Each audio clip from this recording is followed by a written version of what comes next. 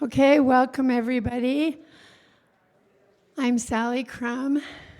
I am with the Mount Lemmon Firewise community, and I was hoping to have an audience of other Firewise community people who are looking to learn a little bit about from what we've been through. How many Firewise community people do we have in here? Or you're hoping to start a community? Great, great. Because we've been a recognized community for 20 years, and we've had a lot of learning behind us, but we've had to learn the hard way, and I'm hoping I can share with you methods to make it easier for you. So this is our community. Everyone familiar with Mount Lemmon? You've heard a lot of talk about the Bighorn Fire and all of that. So we cover a large area. Our first, one of our first communities, if I can get the pointer to work, is Willow Canyon. It's about halfway up the mountain. And then we have some other Forest Service. We're part of the Forest Service under special lease. And then we have another community up here and Summer Haven up here. We also have the Arizona Sky Center, which is a huge complex of the University of Arizona. We've got a number of telescopes up there. We've got Mount Bigelow, which is another telescope. We have Ski Valley, which is the ski resort, the farthest southern ski resort in the United States. And we have more than 1 million visitors a year, so our community isn't very big, but we serve millions of visitors, like I'm sure some of your areas are familiar with. So here's a little bit of our fire history. Our recent fire history. So in 2002, we had the Bullock Fire, almost 31,000 acres, and our community was saved by a shift in the wind. It came from the northeast, and the highway, it got right up to the highway and was just about to jump the highway when a miracle occurred and the wind shifted. So our community kind of relaxed, thinking, oh, well, everything's burned. And then the very next year, we had the Aspen Fire, which destroyed basically the whole community. We had over 300 structures destroyed. It took out a lot of our infrastructure as well. So then we kind of relaxed. And in 2017, we had a small fire, the Burrow Fire, but which still required evacuations, but it was on the east side of the highway as well. And then everyone's heard of the Bighorn Fire, which was 120,000 acres, and we lost no structures. And when the governor and Kerwin Dewberry had a press conference, they said that the Firewise activities that we did was essential in them being able to save all the structures. So a little bit about our growth as a Firewise community. Before the Aspen Fire, about a year before, DFFM was very small. I understand they only had a couple of people in the office in Tucson. They came up and worked with us, and they developed 2 cabin sites to use as examples for this is what firewising is all about. So they came up, they did those 2 cabins, and some people followed up with firewising. And in the Aspen fire, we had an example of one of those cabins which Firewise, all the cabins around them burned. And their cabin got they had double paned windows. It broke the outside of the first pane, but it didn't get in. It singed around the cabin. So they're one of the people I bring to my meetings to impress on people how critical this is. So again, we've been a Firewise community for 20 years. When we started, there was a lot of blame going to the Forest Service because of the way that our forest isn't very healthy. Ours is a very small community. Let me see. So we have 450 acres of privately owned land. We've got 130 cabins that are under special use permits, so they're actually on Forest Service land. So it's a very small amount of private property, totally surrounded by the Catalina forest. So there was a lot of people there was a lot of finger pointing. So we had to work really hard to first develop a good relationship with the Forest Service so that we're their good neighbors, and we now have a really good relationship with them, and we work really hard to keep that relationship good. We're able to have difficult conversations, but we were able to build partnerships this way, which is really important. So these are the key stakeholders that we have in our community. Each community is different. I don't know if you're a small HOA or where you're located, but for us, we have neighborhood captains, and I'll go a little bit into that a little bit later. We work with Arizona Department of Forestry and Fire Management. We've been able to do a few grants because there's not much privately owned property. One of our HOAs has been able to get a few grants that they're using, plus someone mentioned yesterday the bark beetle grant. So for those of you in areas where you have ponderosa pines, that's a really good program. And it's easy to get your homeowners involved because someone's going to help them with the cleanup. Again, the U.S. Forest Service, and I wanted to mention, right before the Bighorn fire and after the Burrow fire, we went to the Forest Service because they had been working for over 10 years on getting approval for the Catalina Rincon Fire Escape Project. I know in northern Arizona, you have the For Fry project. Well, our project had been, to us, it seemed like it had been languishing for 10 years, waiting for approval. We now understand everything that goes behind it. But they got approval. We met with them in 2017. The approval went through in 2018. And prior to that, there had been very little treatment done anywhere on the mountain except for after the Aspen fire. So they've been able to do, let's see, I had a note on how much they did. So they have done 144 acres of broadcast burning, 287 acres of pile burning, which is really difficult on the mountain. You have to have just perfect conditions to do pile burning to keep a prescribed fire from getting out of control.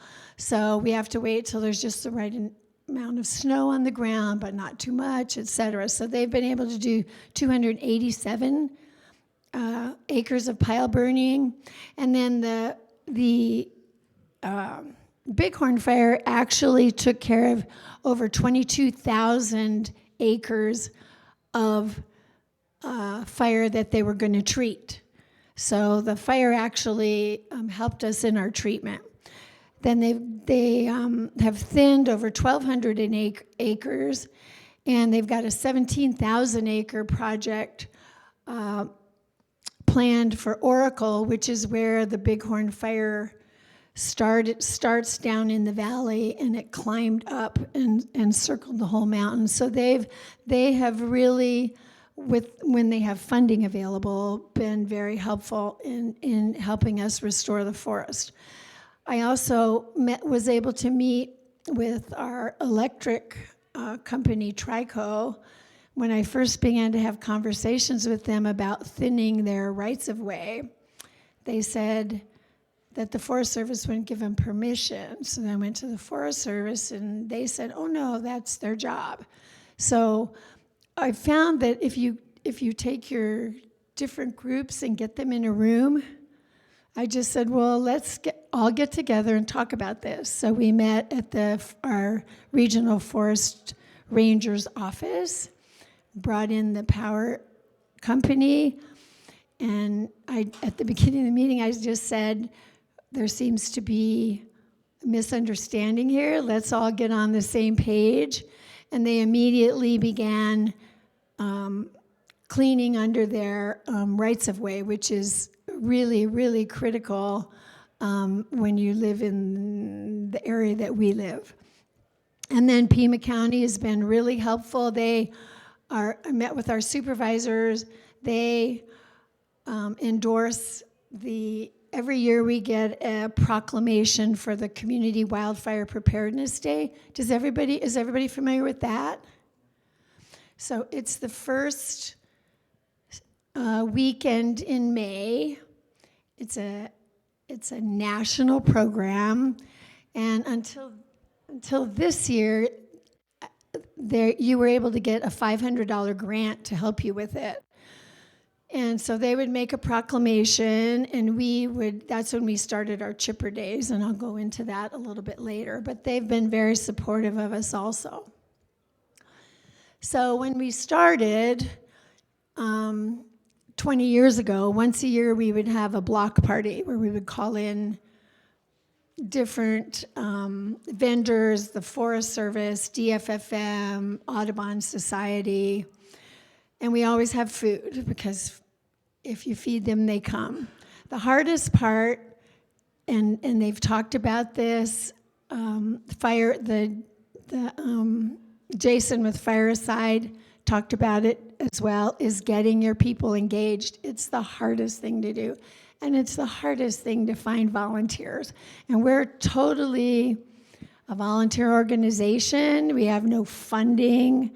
We fall under the Mount Lemmon Firefighter Foundation as a 501c3, so that allows people to donate to us and get a tax deduction.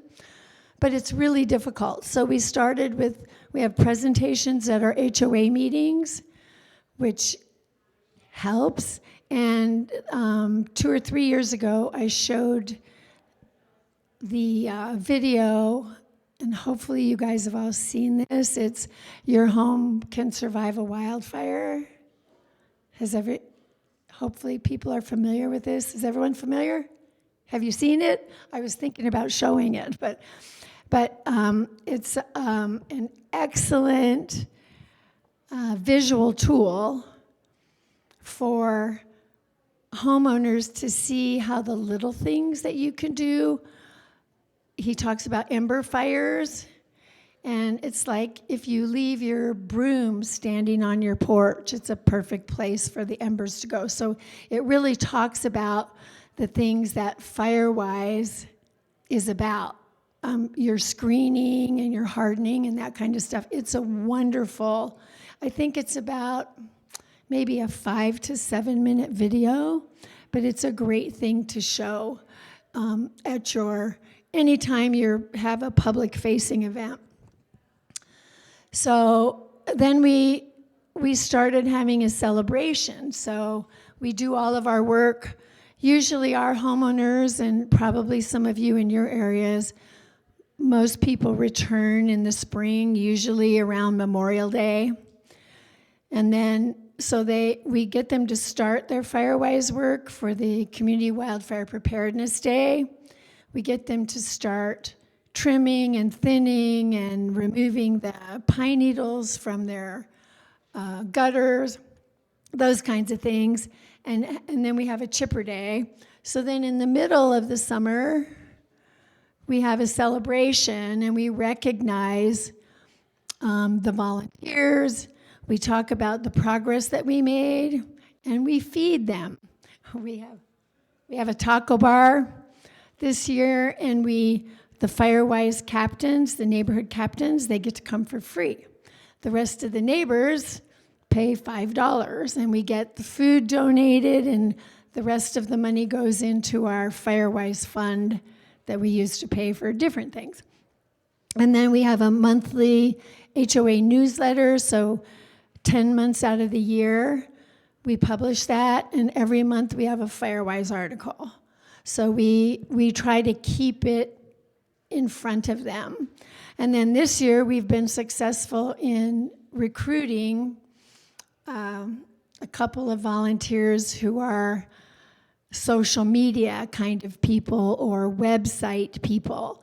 So last year, one of my volunteers is a researcher.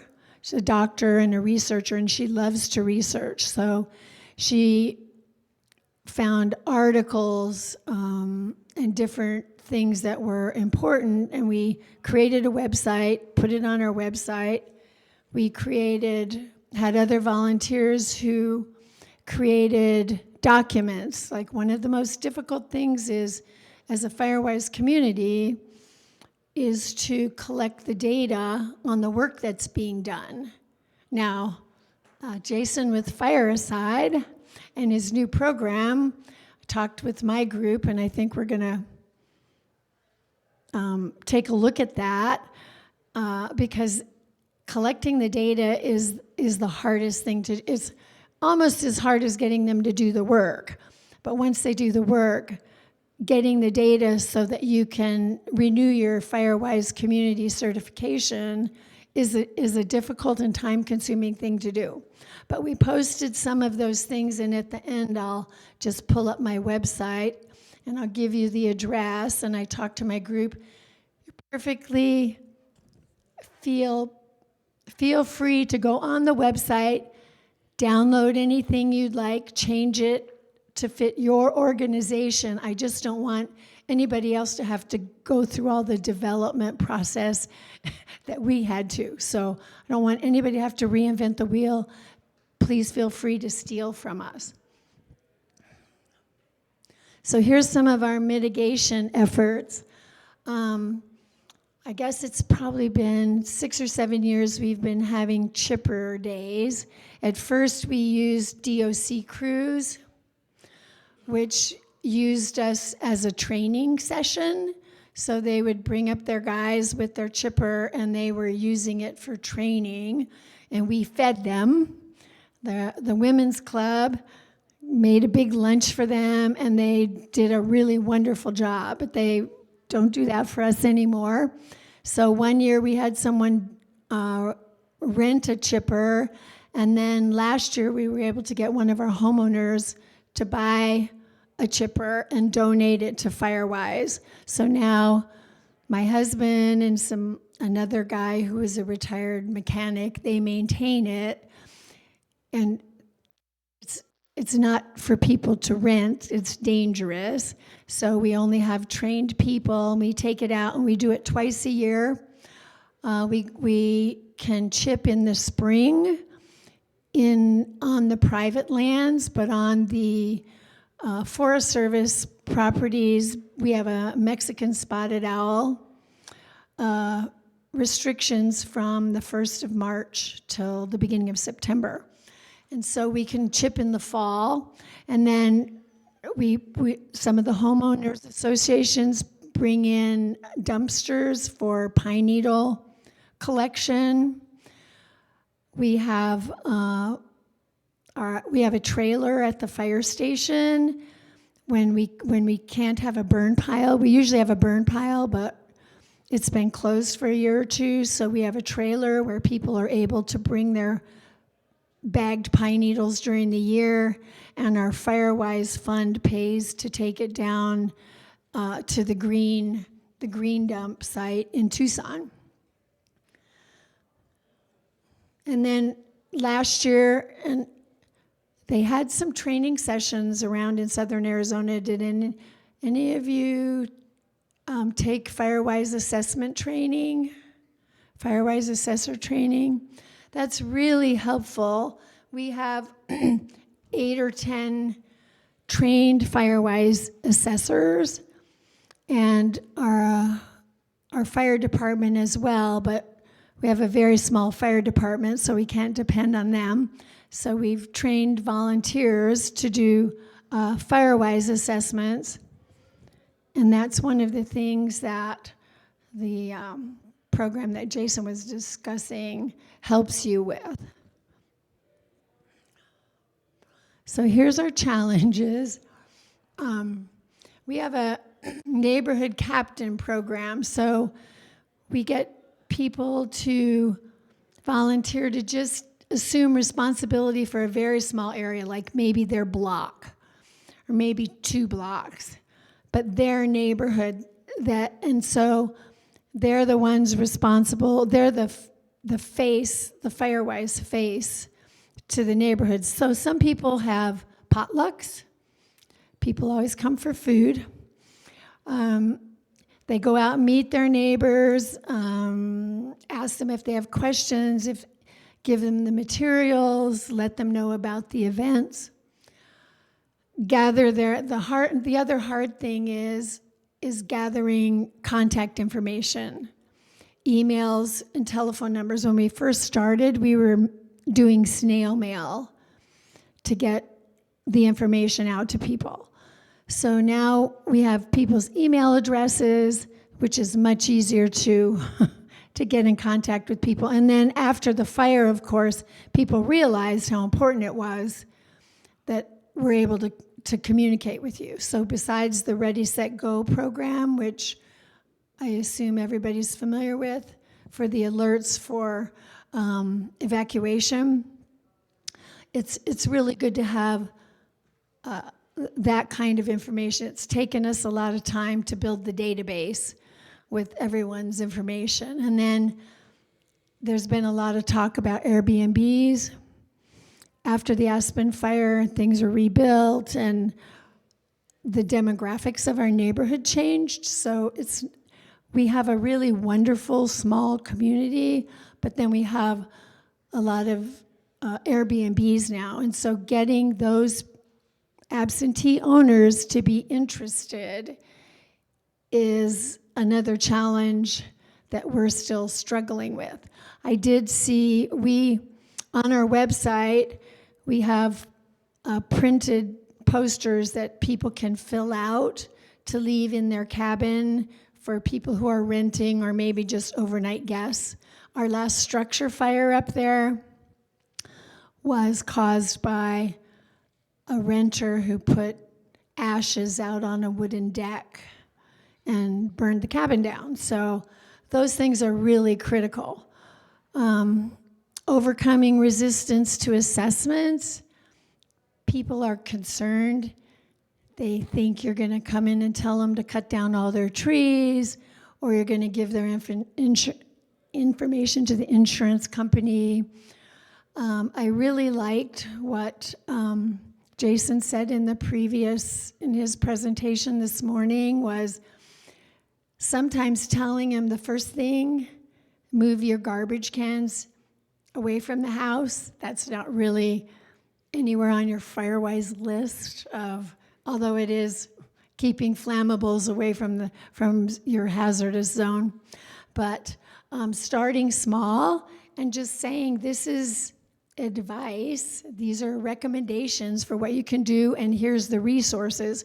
On our website, we also have a list of providers because it's often difficult for your neighbors to know, well, I know I need to take down this tree, but who can do it?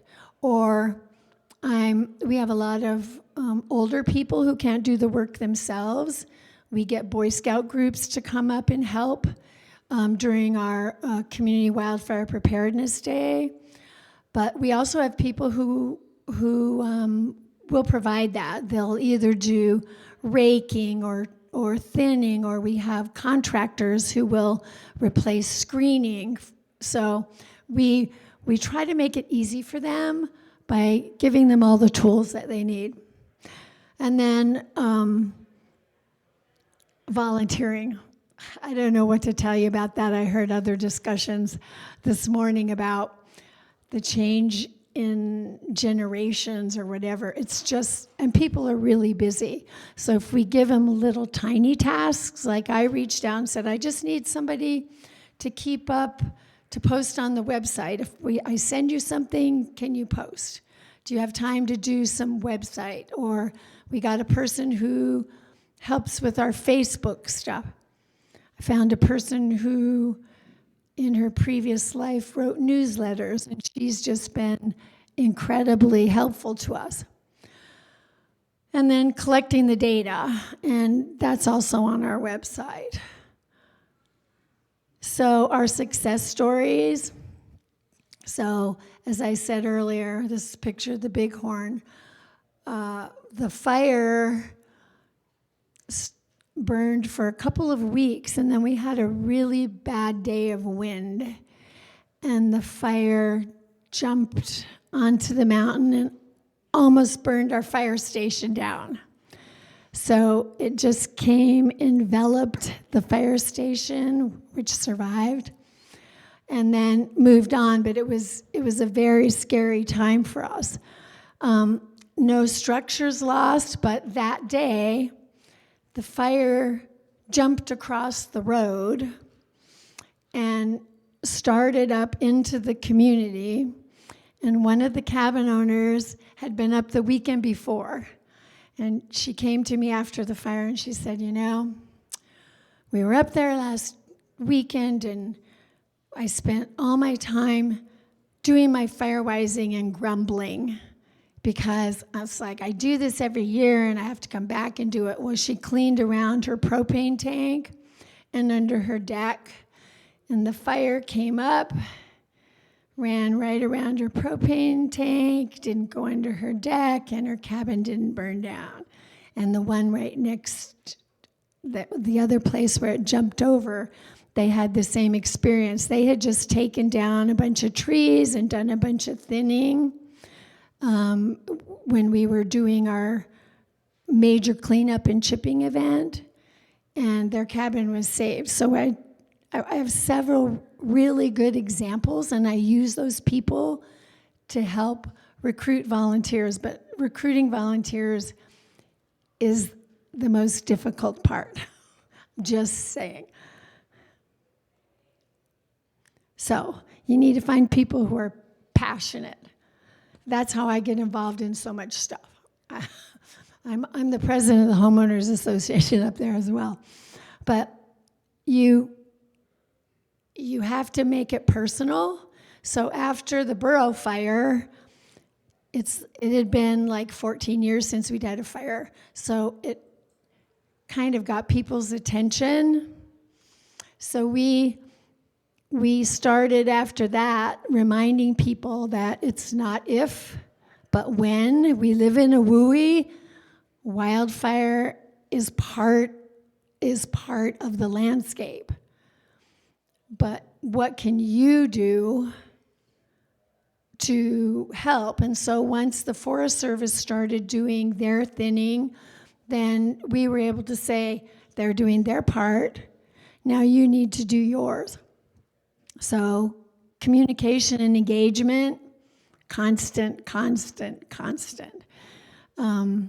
Just putting it in front of them with little suggestions, little bullets. We like this one time we might talk about the screening their vents. Another time we might talk about removing trees, cleaning their chimney, because we've had chimney fires before, making sure that people who are using fireplaces are getting their chimneys clean. And then networking with other Firewise communities. just during this event, and I don't know if many of you realize we had an event like this probably 8 years ago up in Sholo, I think it was, up at the casino. But that was when I first started. I had just taken over the Firewise community, and I didn't know anything. And I was able to sit at that meeting, find somebody who's familiar with GIS, find somebody who had written a grant, and I left there, and that year I was able to, I didn't know anything about writing grants. I took a class on grant writing.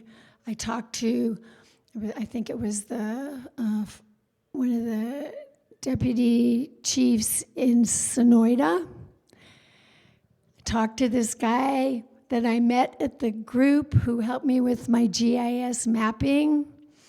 It's a wonderful group of people. And so yesterday, I talked to a number of other Firewise communities, and what I'd like to propose, and I don't know how I can do it, get some names or something, but to get a group together of just our Firewise people, a small little conference or something where we can share things that are working and ask questions, because I'm always trying to get more Firewise communities started, but I do too much. I need some help.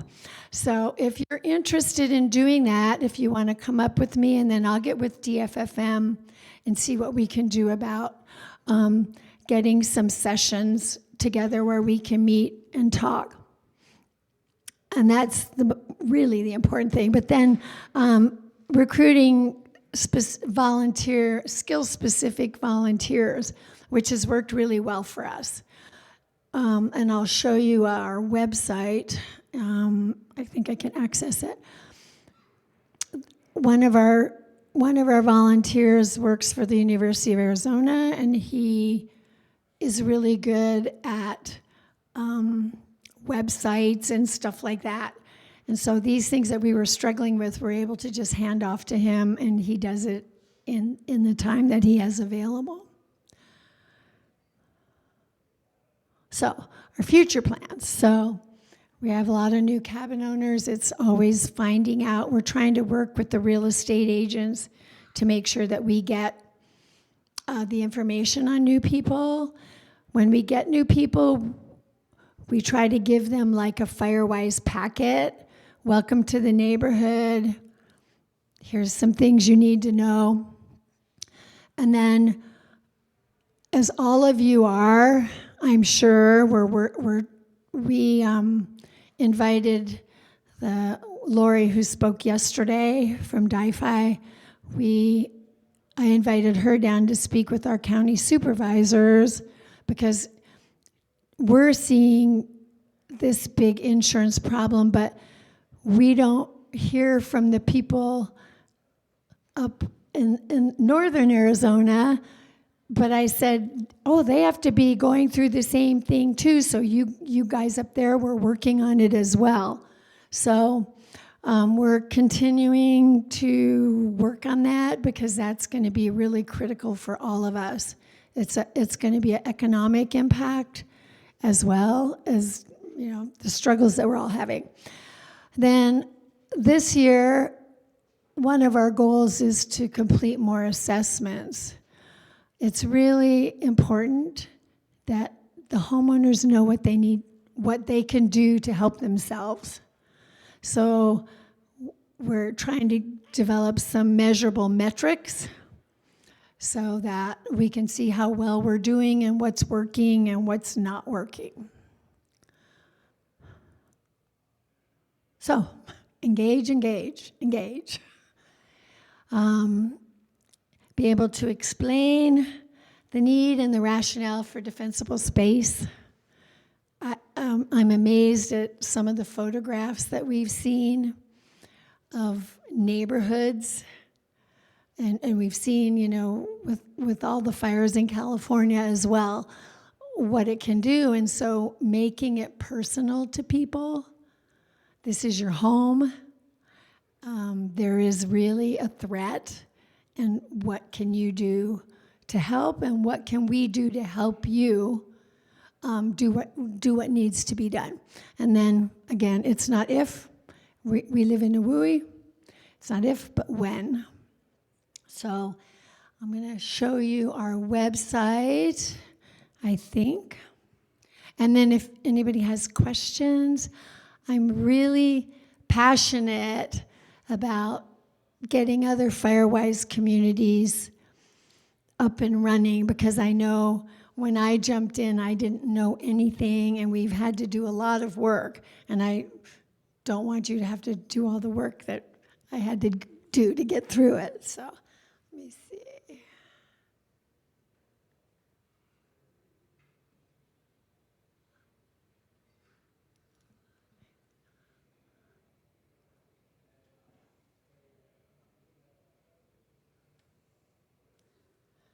Come on. It was right there. I might need some help.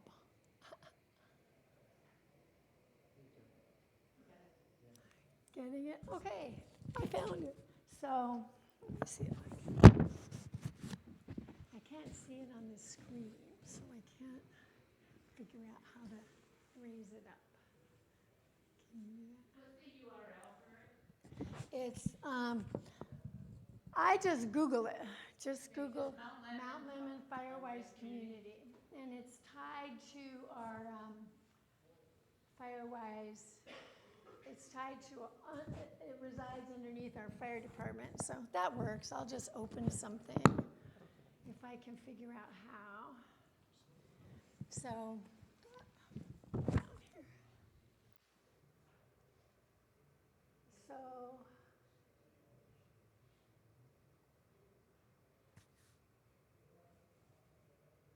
I don't know if you can see that in the back of the room.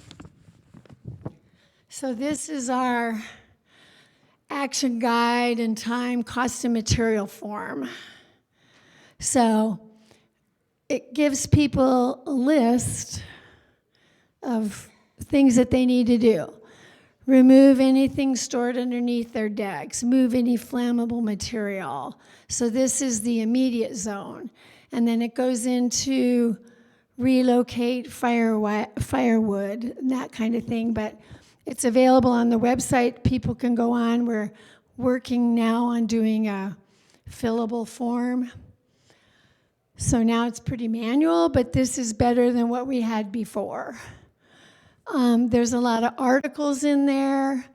There's the link to the Your Home Can Survive a Wildfire.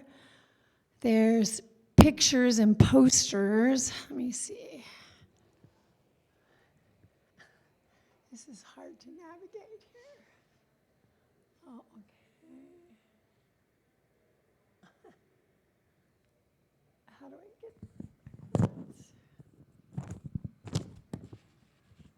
this? Is weird.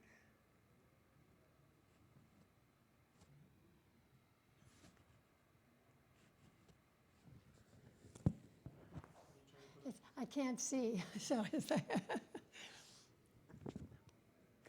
there you go. Yeah, that works. Thank you.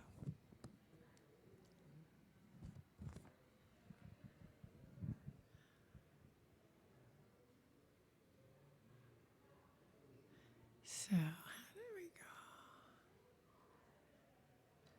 I want to close it down and get back to the website.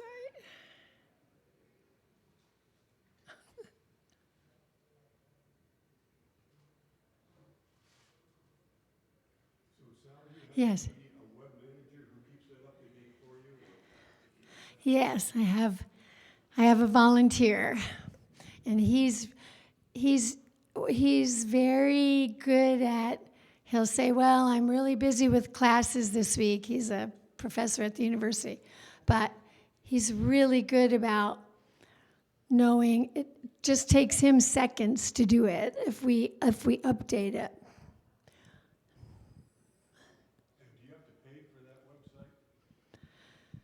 We're actually on the Mount Lemmon Fire Department's website. It kind of resides there. So, but our homeowners association has a website, and I know it's not very expensive. There we go. Thank you.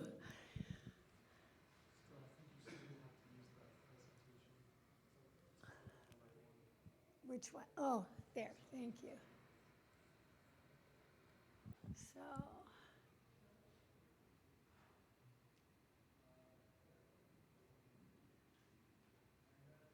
like here. So here's our green waste disposal, and we're working right now on simplifying a lot of this because there's a lot of words up there. But it talks about what you're supposed to do with your pine needles. What do you do with locusts and stuff like that? So we want you to do your thinning and hazardous fuels removal, and this is what you're gonna, here's how we're gonna help you do that. So there's a lot of information on that website. We're cleaning it up right now. They actually told me, oh, don't show it because it's got a lot of stuff on there. But that's our goal this winter while things are kind of quiet and our homeowners are gone, is organizing our website. But take a look. You're welcome to download anything. There's a nice poster for renters, and there's a lot of other information in there. Any questions? Anything? Yes. I have two questions. One is, how many cabins do you have there, and what's your success rate for the number or percentage of people who are participating? So we have approximately 300 and some cabins, not counting businesses and that kind of thing. We're probably running at, this year, maybe up to 30%. That we know it's actually higher than that, but those are the people who turned in their records. So when we have an event, our Firewise event in May, we had 150 people. So I'll figure if those were extras, maybe we had 80 people, 80 different cabins. But it's slow, it's hard, but it's really important. Really, really, really important. We've had a similar situation to you, as we had a fire go through our community and burn the whole community. This was in 1990, and then we had lost 6 firefighters in that event as well.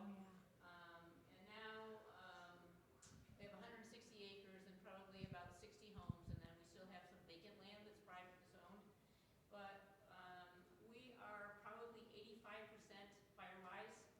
And just like what she says, you just have to keep working on this. But I will tell you one little trick that seemed to work, and that is we make these little Firewise signs because it would be in your same kind of community where you have Ponderosa Pine, and it says Firewise lot on it. And the property owner can have it if they are Firewise, but they know that I can take it if they are not doing the work in the following years. I love that. Always ask me, can I get a Firewise sign? You can do the same thing in the desert with a picture of a saguaro and just write Firewise lot on it. I love that. When I first started, I met with Oracle Firewise. They have a good program down there, and they actually do. And we've talked about doing it. They have an award every year for somebody who has done the most Firewise improvement. Or we talked about putting a sign up on some of the lots saying this is a Firewise, have an example lot so people can go and look and see what it is you're trying to do But that's a really good idea. I'm going to steal that and take it home because people like that. And then like our when we have our celebration in July, we give awards. We give. Last year it was coffee cups. We have T-shirts for all of our Firewise captains and volunteers that say, it's got the Firewise symbol on it, and it says Firewise team member. So people like to have their T-shirts to wear, but I really like that idea. So if you get an assessment and you do your work, then you get it, and we have a local woodworker that has scrap wood that can make them easily, and template, and somebody paints it, and it's easy to make. great idea. That's a good takeaway for everybody. Anybody else? Is anybody just starting and needs? Oh yeah, and you're close by, so I'd be happy to help you.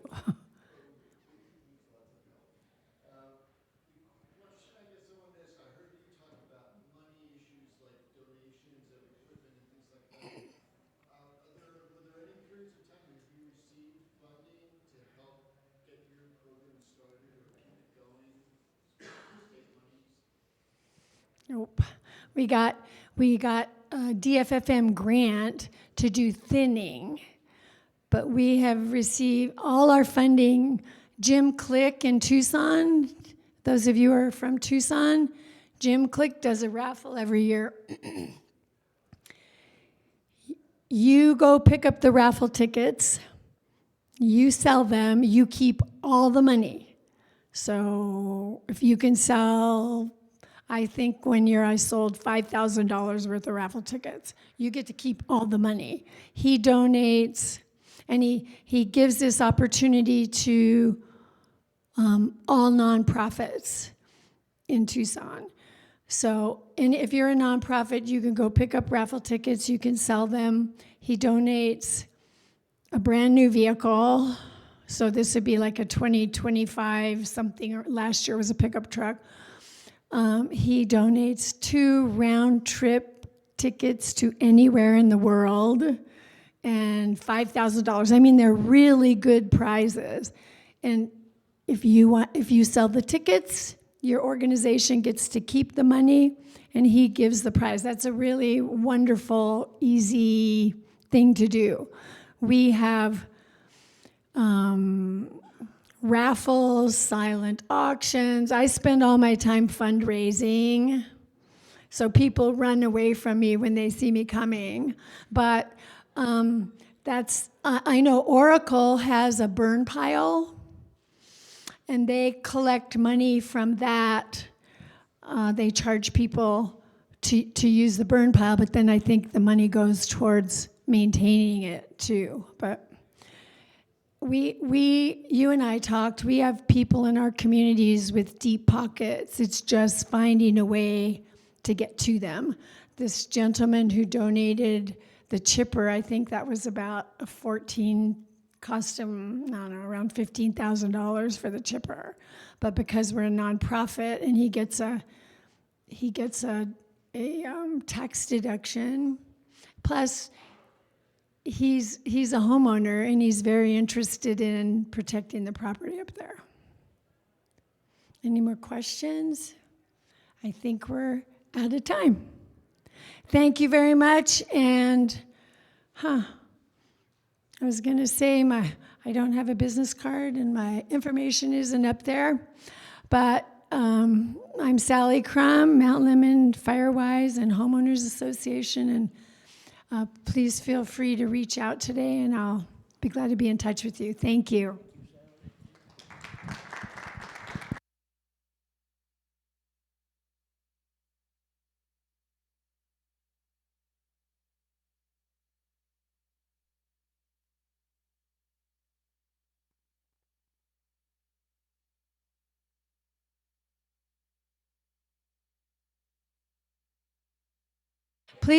Please feel free to leave me your contact information if you'd like to be part of a Firewise Summit.